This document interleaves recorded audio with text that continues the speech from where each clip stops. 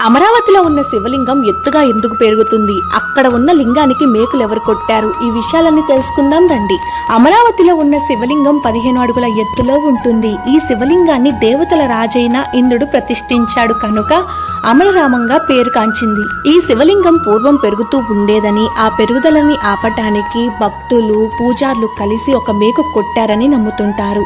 ఆ మేకు కొట్టిన సమయంలో శివలింగం నుండి రక్తం కారడం ప్రారంభమైందని, ఆ రక్తపు మరకలు నేటికి లింగం పైన చూడవచ్చని చెప్తుంటారు. ఇది ఒకటి స్థానికులు చెప్పే కథనం ప్రకారమే, ఎలాంటి ఆధారాలు లేవు. అమరావతి ఆలయం అత్యంత ప్రాచీనమైన ఆలయమని అక్కడ స్థల పురాణం చెప్తుంది. పంచరామ ఆలయాల్లో మొదటిది ఈ అమరావతి ఆలయం. ఈ ఆలయాన్ని ఎవరైనా దర్శించుకుంటే పాపాలు తొలగి కోరికలు తీరుతాయనే నమ్మకం కూడా ఉంది. మీలో ఎవరైనా ఈ ఆలయాన్ని దర్శించుకుంటే కామెంట్ చేయండి. ఇలాంటి యూస్ఫుల్ ఇన్ఫర్మేషన్ కోసం మన అకౌంట్ ని ఫాలో అవ్వండి.